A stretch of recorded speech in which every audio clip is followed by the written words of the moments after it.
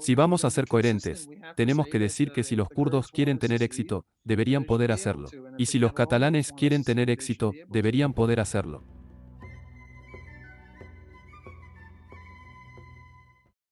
Hola a todos, esta es la primavera de las naciones de Byron. Hoy me acompaña amablemente el profesor Walter Block. Es profesor de economía en la Universidad Loyola. También es miembro principal del Instituto Ludwig von Mises. También es autor de más de 2 docenas de libros sobre diversos temas relacionados con el libertarismo, el más famoso de los cuales es la serie Defending the Undefendable, así como sus libros sobre la privatización de todo, desde carreteras y autopistas hasta el sistema de agua. Pero hoy, lo que vamos a discutir principalmente, si eso está bien contigo, Walter, es el concepto de secesión, y particularmente cómo los libertarios deberían ver esa idea. Entonces, Walter, escribiste un artículo sobre esto en 2007, ¿es cierto? Se me olvida que escribí mucho. No recuerdo lo que escribí y cuándo podría buscarlo, pero es plausible. De acuerdo, bueno, supongo que tendrás que confiar en mi palabra. Sé que eres un escritor muy prolífico, pero esencialmente el argumento fue el primero de toda secesión, como en una extensión lógica de la libre asociación y una extensión lógica de los derechos de propiedad individual y, en última instancia, la autopropiedad.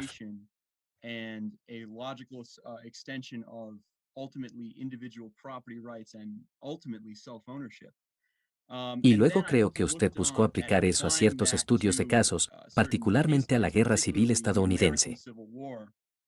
Y luego se metió en la definición de la guerra civil estadounidense en términos de nomenclatura y argumentó notablemente que la guerra civil es realmente un nombre inapropiado.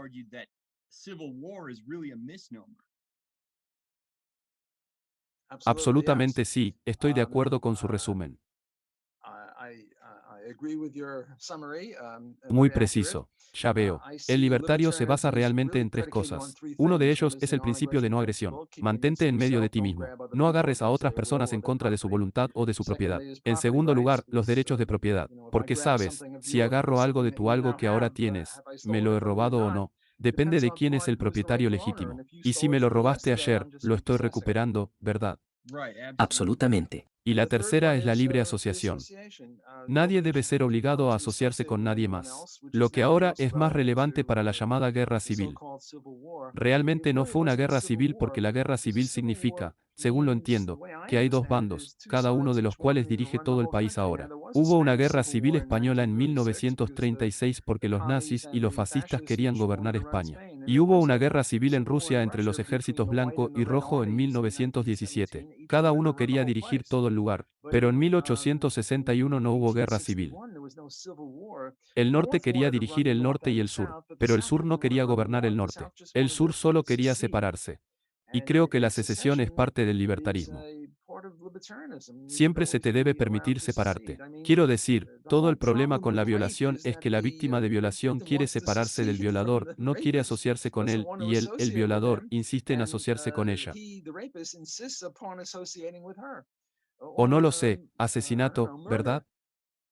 La víctima no quiere asociarse con el asesinato y el asesino quiere asociarse con la víctima y matar a la víctima. Así que sí, la secesión es algo muy importante. Ahora mucha gente dirá, bueno, esto fue solo para preservar la esclavitud.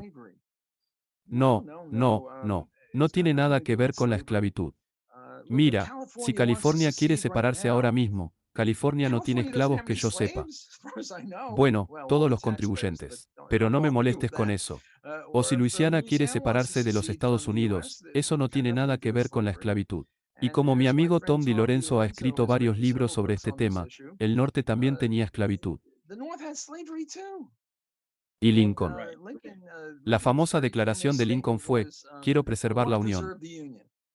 Ese es mi palo. Estoy poniendo palabras en su boca. Nunca dijo eso, pero eso era lo suyo. Y si la esclavitud, si mantener la esclavitud preserva la unión, mantendré la esclavitud. Y si deshacerse de la esclavitud preserva mejor la unión, me desharé de la esclavitud. Es decir, no entiendo la parte trasera de la esclavitud. Me importa, ya sabes, mantener unida la unión, lo que sabes, no es algo libertario, porque eso niega la libre asociación. No puedes divorciarte. Mira, ya sabes, digamos que mi esposa no está contenta conmigo. Debería poder divorciarse. Si digo que no, no puedes divorciarte. Bueno, sabes que estoy violando sus derechos de secesión o sus derechos de asociación. Así que cualquiera debería poder divorciarse de cualquiera. Y si Luisiana se separa de los Estados Unidos, bueno, entonces Nueva Orleans debería poder separarse de Luisiana, ¿verdad?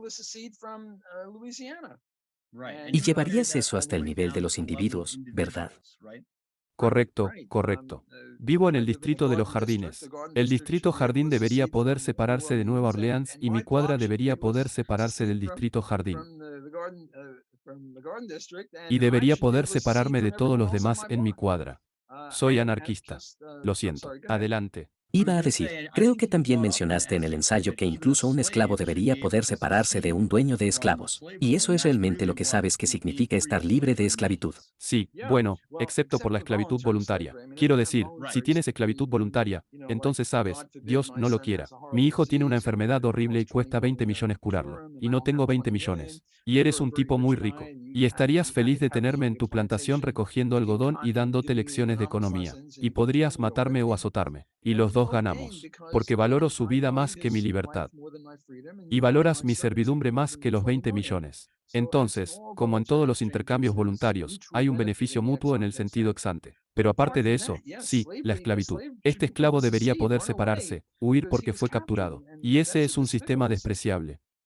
Así que me alegro de que hayas planteado la idea de la esclavitud voluntaria, porque es una contribución muy singular que creo que has hecho al libertarismo y que está dando cuerpo a esa idea. Quiero preguntar, en aras de la aclaración, ¿cómo diría que se compara con algo que ha existido históricamente, como la servidumbre por contrato? Bueno, la servidumbre por contrato es muy diferente. Uno, en primer lugar, fue solo por 7 años. Y en segundo lugar, no se podía azotar a un sirviente contratado, y ciertamente no se podía matar a uno. Quiero decir, si lo hicieras, serías culpable de asesinato o asalto y agresión. Así que es muy diferente. Es solo un contrato a largo plazo. Mira, la NBA acaba de fichar a un gran jugador de baloncesto joven. Lo fichó por 7 años. Digamos, bueno, es un sirviente contratado.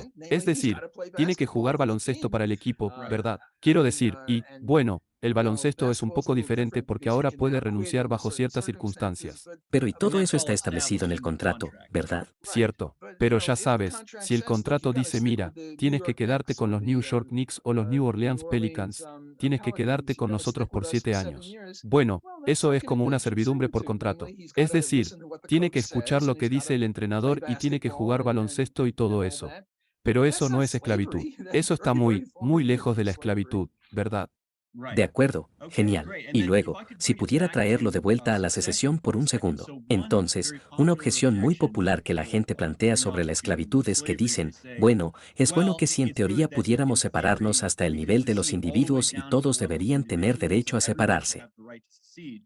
Pero desde una perspectiva libertaria, tal vez si un Estado se separa de otro y luego el nuevo Estado es muy poco liberal en sus políticas, más de lo que los dos estarían juntos y el otro no mejora mucho como resultado de ser libre.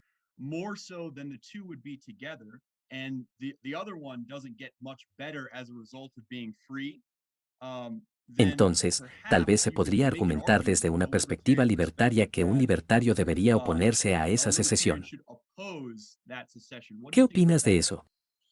Bueno, creo que está haciendo un punto muy poderoso de que tiene dos estados A y B, o al norte y al sur de los Estados Unidos o lo que sea, y juntos son el 50% en el metro libertario. Y cuando tengan éxito, el estado A será 5 en el medidor libertario, donde 100 es libertad, ya sabes, muy malo, y B será 35. Es decir, ambos podrían haber tenido 50 años y ahora uno de ellos tiene 5 y el otro 35. Así que hemos tenido una disminución de la libertad. Bueno, quiero decir, aún tendrían derecho a hacerlo. Pero en este caso resultaría mal. Bueno, mira, mi mujer quiere divorciarse de mí. Digamos que soy infeliz. No quiero que lo haga, pero eso es todo lo que hizo. Ella tiene derecho a hacerlo, aunque digamos que ella sería menos feliz y yo sería menos feliz. Así que el divorcio no sería lo que es la palabra utilitario. No sería pragmático. Sería una pérdida de libertad y felicidad o lo que sea. Pero sería parte y parcial de la libertad. No debería haber dicho que habría una pérdida de libertad. Sería una pérdida de utilidad. Sería una pérdida de felicidad. Si puedo jugar al abogado del diablo por un segundo aquí. Entonces, como libertarios, en última instancia, creemos que todos los derechos son en última instancia derechos individuales a menos que haya un acuerdo voluntario entre grupos, ¿verdad? Entonces, dado eso, ¿no podría haber un caso en el que realmente haya menos libertad? Porque supongamos que el Estado B se separa del Estado A y, a su vez, el Estado B prohíbe que alguien se separe del Estado B, y el Estado B es menos libertario de lo que hubiera sido, de modo que si se hubiera quedado con él, los derechos individuales se violan más debido a la secesión.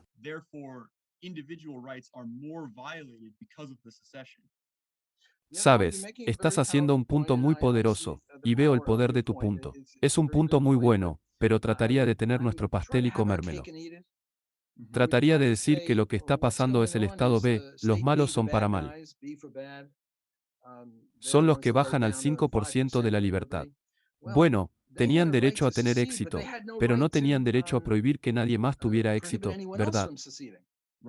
Así que hubo dos actos separados, y nosotros, como libertarios, podemos distinguir entre los dos actos. Quiero decir, esa sería una forma de ahorrar, tener nuestro pastel y comerlo. De esa manera, podríamos decir que sí, que la gente siempre tiene derecho a separarse. Pero mira, supongamos que mi esposa se divorcia de mí y como resultado empiezo a asesinar gente. O empiezo a violar a la gente o cualquier maldad que haga.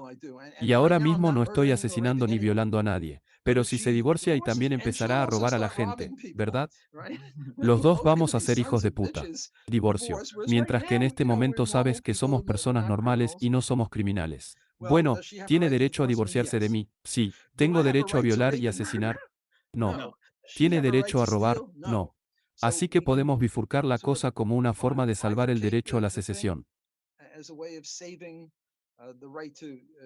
Y por cierto, si se reduce al nivel individual, a pesar de que soy anarquista, estoy a favor de 7.000 millones de gobiernos. Es decir, cada uno de nosotros tiene uno, ¿verdad? Entonces, si quieres invitar a una chica a salir, simplemente no puedes pedirle una cita a un chico. Tiene que conseguir que su ministro de Asuntos Exteriores le pida a nuestro ministro de Asuntos Exteriores una cita con usted. Así que sería un poco tonto. Bueno, no creo que sea una tontería. Creo que la soberanía debe ser para cada individuo. Por otro lado, la mayoría de los libertarios no son anarquistas. Yo diría que entre el 2 y el 5% son anarquistas. La mayoría de ellos son libertarios de gobierno limitado o constitucionalistas, o liberales clásicos o personas así. Así que la posición que estoy articulando es una posición menor entre los libertarios en absoluto.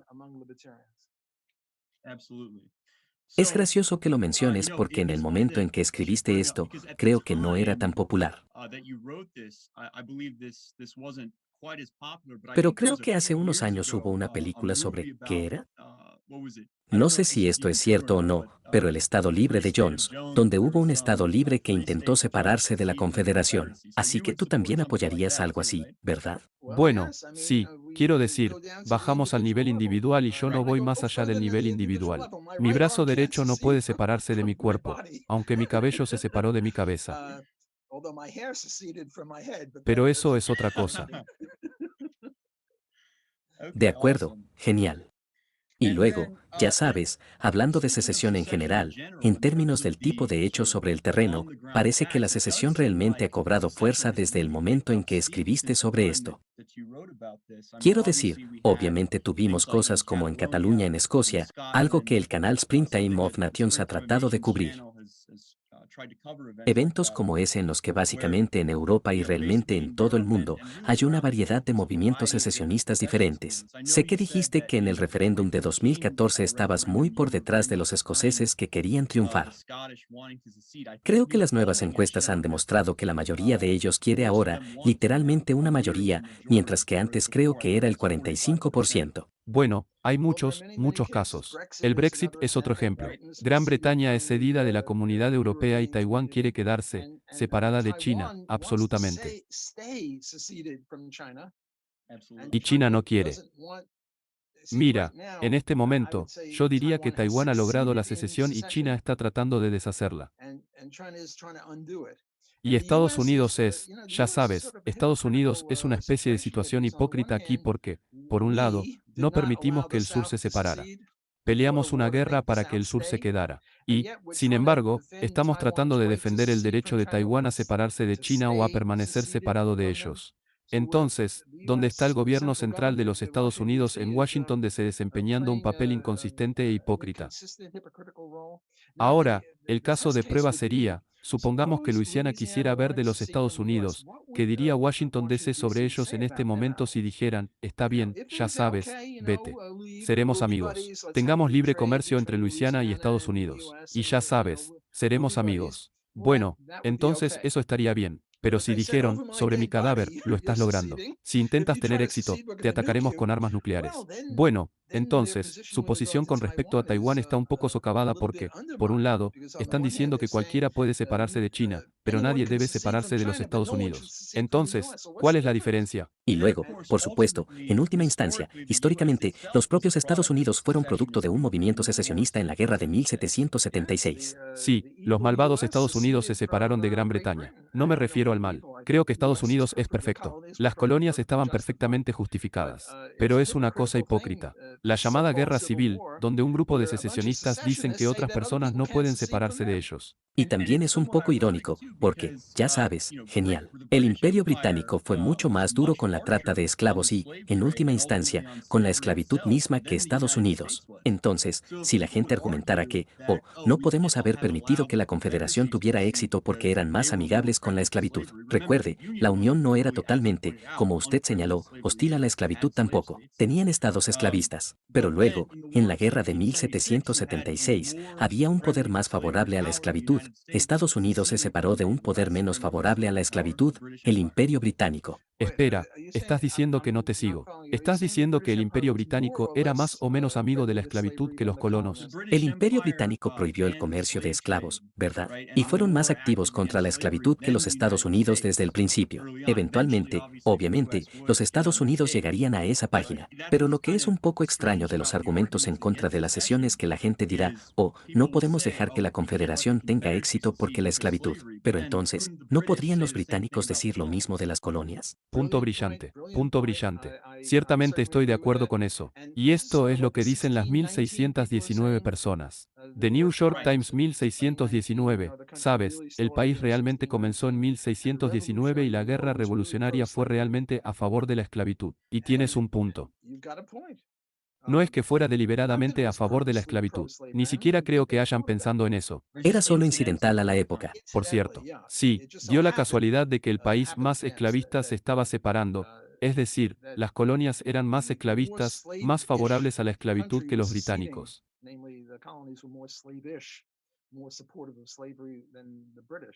Y creo que sabes, también hubo movimientos anteriores en la historia de Estados Unidos de radicales en los estados del norte, particularmente en Nueva Inglaterra, que son extremadamente antiesclavistas, que querían separarse de Estados Unidos porque no querían estar asociados con un cuerpo político que estaba tan a favor de la esclavitud. Y, por supuesto, eso también está justificado. Sí, Massachusetts, creo que en 1823, en algún lugar de allí, quería ceder sobre la base de que Estados Unidos tenía esclavitud y estaban en contra de la esclavitud. Estas personas eran abolicionistas. Dios los bendijo y tenían toda la razón al querer tener éxito. Así que creo que señalamos una y otra vez que la secesión no tiene nada que ver con la esclavitud. Son dos cuestiones totalmente diferentes. Es decir, también podrías hablar de ajedrez. Bueno, ya sabes, tal vez jugaban al ajedrez más entre esta secesión que el otro tipo. Puede ser, pero el ajedrez no tiene nada que ver con la secesión. La esclavitud no tiene nada que ver con la secesión. Quiero decir, Cataluña quiere separarse, no van a tener esclavos y España no tiene esclavos. Son dos temas totalmente diferentes y simplemente se combinan, ¿verdad? Y creo que eso es algo. Aunque la secesión no tiene mucho que ver con la esclavitud intrínsecamente, tiene algo inherente que ver con la libertad.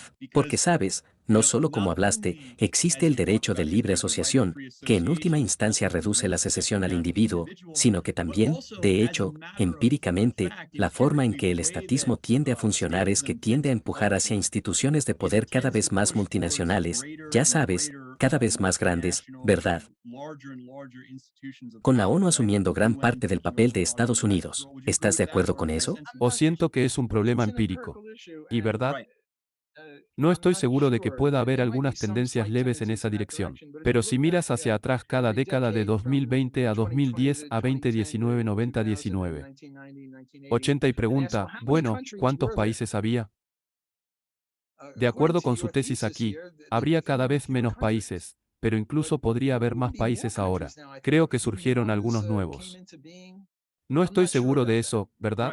Bueno, lo que diría es que podría haber más países nuevos, pero también hay más cosas como la Unión Europea, obviamente las Naciones Unidas tienen cada vez más poder. Entonces, aunque hay más países en el papel, en términos de dónde se encuentra el poder, parece que se está centralizando. O al menos debería decir si se está volviendo menos centralizado en algunos casos. Eso es algo que es una reacción contra la tendencia del estatismo. Sabes, es interesante. Puede que quiera discutir con usted si la ONU tiene más o menos poder ahora. Quiero decir, se podría argumentar que tienen menos poder, pero esto me lleva a otro tema.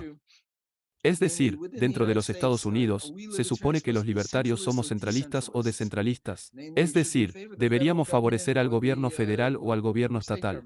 O deberíamos favorecer al gobierno estatal frente al gobierno del condado. Y muchos libertarios, creo, cometen un error y dicen que siempre debemos favorecer la descentralización.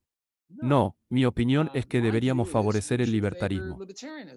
Y si el gobierno central es más libertario en un tema determinado, bueno, entonces deberíamos favorecer la centralización. Por otro lado, si el gobierno estatal o el gobierno del condado es más libertario, entonces deberíamos favorecerlo. Realmente depende del problema. Por ejemplo, Ronald Reagan quería darle una patada en el trasero a la ciudad de Nueva York por el control de alquileres porque dijo que el control de alquileres no es bueno, y la ciudad de Nueva York tiene control de alquileres. Por lo tanto, vamos a, ya sabes, cortarte estos fondos o esas señales o lo que sea. Y le dije, oye, ya sabes, mi tesis doctoral fue sobre el control de alquileres. Así que tengo, ya sabes, un interés en el control de alquileres. Y el control de alquileres es una violación de derechos. Es un robo de la propiedad del propietario. Y yo estaba a favor de que el gobierno federal le diera una patada en el trasero al alcalde de la ciudad de Nueva York. Por otro lado, Argonne acaba de aprobar la legalización no de la marihuana, sino de la cocaína y la heroína, creo. Y ahora estoy a favor del estado de Oregón frente al federal porque el federal está en contra de eso. Así que adelante. Iba a decir que eso trae a colación una especie de punto interesante. Entonces me gustaría preguntar, ¿cómo cuadra eso con lo que dijiste antes? Incluso si un Estado B supone que tiene éxito y favorece cosas peores, porque parece que son casi opuestas? ¿Cómo nos reconciliarías? Te odio, te odio. Sigues intentando hacer buenas críticas a mi teoría. ¿Cómo te atreves? Me bajo. No, estoy bromeando. Hay gente que diría, bueno, ya sabes, esto me recuerda a una historia. Y fíjate cómo me estoy escapando de esto. Un amigo mío estaba entrevistando a Nancy Pelosi sobre el salario mínimo y me dijo, bueno, ¿tienes pasantes? Y ella dijo que sí. Y él dijo, bueno, eso es hipócrita. ¿Y sabes lo que dijo? Voy a llamar a la policía por ti. En serio. Quiero decir, es lo más asombroso. Así que, por favor, no me llames a la policía. Te estoy llamando a la policía. Lo siento. Lástima. De acuerdo, ahora volvamos a la cosa. Cuando estoy apoyando a Ronald Reagan vis a vis, el alcalde de la ciudad de Nueva York, entonces me olvido de quién era el que tenía el control de alquileres, ¿verdad? Lo que estoy diciendo es que la libertad aumentaría si favoreciéramos que el gobierno federal pateara el trasero de la ciudad de Nueva York porque la ciudad de Nueva York estaba equivocada. Y en el otro caso en Oregón en los Estados Unidos, sería al revés. Y deberíamos irnos. Deberíamos favorecer la libertad. Pero, de nuevo, mi respuesta a su crítica anterior de mi punto de vista es que tiene que dividirlo en dos etapas. Dos etapas separadas. Uno, mi esposa tiene derecho a divorciarse de mí. Sí. Dos, ahora ella se convierte en criminal y yo me convierto en criminal. Bueno, ¿significa eso que no tiene derecho a divorciarse de mí? No, tiene derecho a divorciarse de mí. Y es malo ser criminales. Así que creo que puedo usar el mismo argumento aquí que usé antes. A saber, no hay una inconsistencia lógica con la posición de que deberíamos favorecer la libertad. Y en el caso del control de alquileres o en el caso del país AYB, donde B es un país realmente malo. Y también debemos favorecer la secesión. Y deberíamos tratar de tener nuestro pastel y comerlo, por así decirlo. Donde deberíamos tratar de adherirnos a ambos. Y no deberíamos. No deberíamos permitir críticas al libertarismo, y sé que lo eres. Mira, puedes ser un crítico de los libertarios. De acuerdo, no hay nada de malo en eso. Yo mismo soy libertario. Sé que lo eres, pero lo estás haciendo. ¿Cómo lo llamaste? ¿Cuál es la palabra que usaste? Me falta una palabra aquí. Lo hiciste, no como abogado del diablo. Abogado del diablo. Esa es la palabra que estoy buscando. Pero mira, es posible que el libertarismo no sea perfecto. Quiero decir, soy libertario, pero estoy abierto a la crítica del libertarismo. Pero mi instinto natural es cuando alguien se presenta como abogado del diablo. Mi instinto natural es tratar de defender el libertarismo, pero si no puedo, lo admitiré. De acuerdo, el libertarismo está mal en algún tema. Quiero decir, no soy un libertario fanático religioso en el sentido de que si alguien puede mostrarme algún defecto, cambiaré de opinión, ¿verdad? Pero no creo que nosotros, como defensores del diablo o críticos libertarios, realmente nos hayamos confundido en este tema, ¿verdad? Absolutamente. Así que creo que mencionas una especie de buen punto sobre cómo romper eso o lograr ese equilibrio entre ustedes dos. No hay nada inconsistente en decir que en un problema a nivel de objeto, podríamos apoyar a un poder más grande y al mismo tiempo reconocer el derecho de secesión. Y yo diría que más o menos. La forma en que personalmente trato de cuadrar ese círculo es básicamente esta, que aunque puede haber casos en que ciertos movimientos secesionistas resulten en una disminución neta de los derechos individuales, en general, la tendencia más amplia hacia la ruptura de las grandes potencias va a ser.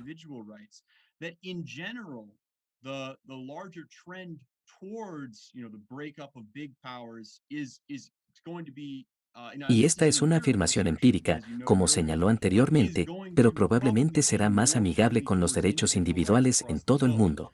Porque creo que Miss también ha hablado de esto, ¿verdad? Siempre hay una oportunidad.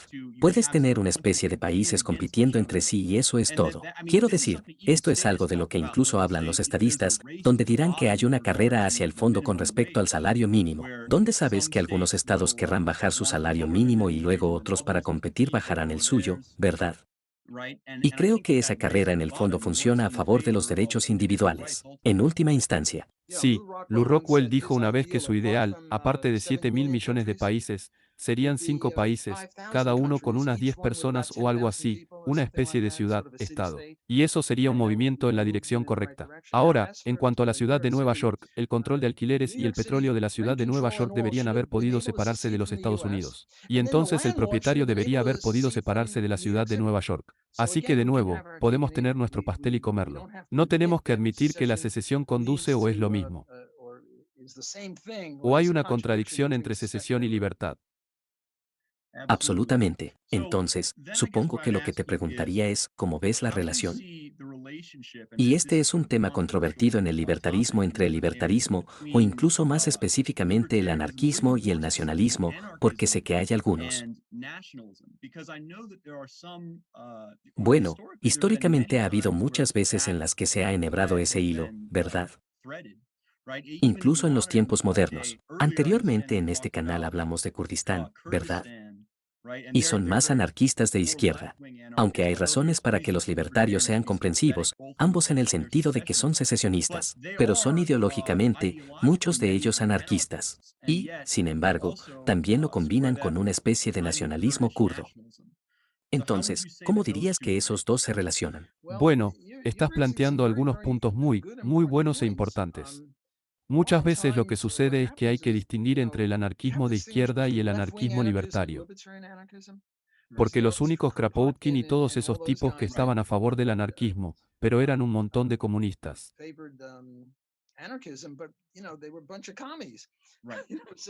Así que prefiero estar con un libertario de gobierno limitado que con un anarquista Kaami que quiere prohibir el dinero y prohibir el comercio, ya sabes, todo tipo de locuras como esa. ¿Cómo se llama? El famoso zurdo antibelicista. Ahora tiene unos 85 años. Noam Chomsky, él sería así. Quiero decir, es un anarquista, pero yo diría que Noam Chomsky es un poco más extremo que incluso en lo que pensamos como anarquistas de izquierda. Quiero decir, Kropotkin era especialmente malo, pero si se vuelve a alguien como Proudhone, que es aceptado como anarquista por muchos anarquistas de izquierda, se sabe que es alguien que yo diría que se consideraba del mismo lado que Bastiat. No estaba de acuerdo con muchos de los comunistas.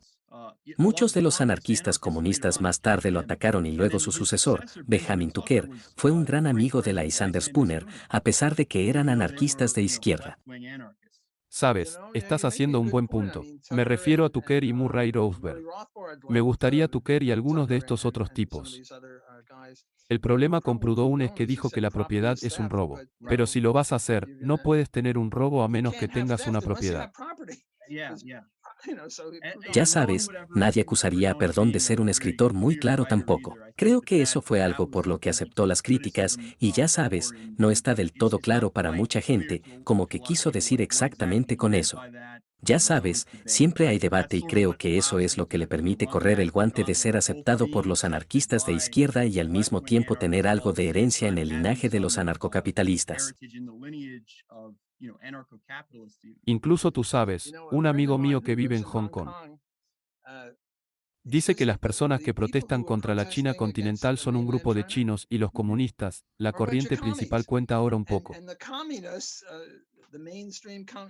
Sabes, son un poco débiles con los uigurs, y son un poco débiles con esto y aquello y lo otro. Pero de acuerdo con este tipo en el que confío, es coautor mío, un tipo chino. Dice que, ya sabes, cuando los hongkoneses luchan contra los chinos continentales, son los chinos continentales. Y somos más libres. Sabes, esto me recuerda a esta película, El ratón que rugió. ¿Alguna vez escuchaste al ratón que rugía? Una película. No lo he hecho. Una película maravillosa. Peter Sellers interpreta todos los papeles. Unos 5 papeles. Lo que sucedió es que hay un pequeño país como Liechtenstein o Mónaco, y esto es al final de la Segunda Guerra Mundial y Estados Unidos está dando dinero a todos los países de Europa que lo habían conquistado. Y entonces este ratón que rugió en el tipo de país de Liechtenstein escribe a los Estados Unidos, dice, oye, ¿qué tal darnos algo de dinero? Y Estados Unidos los ignora. Entonces se les ocurrió esta brillante idea, declaremos la guerra a Estados Unidos y perderemos. Y luego, ya sabes, nos darán dinero, como si estuvieran dando dinero a Francia, Alemania, Italia o lo que sea. Entonces, lo que sucede es que Peter Sellers viene con un primer. Te envían una carta, te declaramos la guerra. Y ya sabes, ves a un tipo en el Departamento de Estado. De alguna manera lo tira. Así que Peter Sellers y unos 10 tipos con estos divertidos uniformes militares vienen sobre los Estados Unidos y conquistaron los Estados Unidos. No preguntes. De todos modos, hay una discusión maravillosa entre Peter Sellers, el general del ejército, y Peter Sellers, la mujer que era el primer ministro. Y ella dice, idiota, se suponía que ibas a perder la guerra. Ganaste la guerra, imbécil. Bueno, Hong Kong durante mucho tiempo fue el ratón que rugió. Quiero decir, para cuando los británicos se fueron. Sí, cuando los británicos se fueron de Hong Kong, los chinos eran un montón de chinos, económicamente hablando. Y Hong Kong era un mercado muy libre. Y adivina qué pasó. Hong Kong ganó la guerra. Es decir, China se convirtió en una empresa mucho más libre que nunca. Y una de las razones por las que China tiene una economía espléndida en comparación con 1020 hace 30 años bajo Mao, ya sabes, la revolución cultural. Solo millones de personas murieron porque el ratón que rugió en Hong Kong venció a China, al igual que el Liechtenstein venció a los Estados Unidos.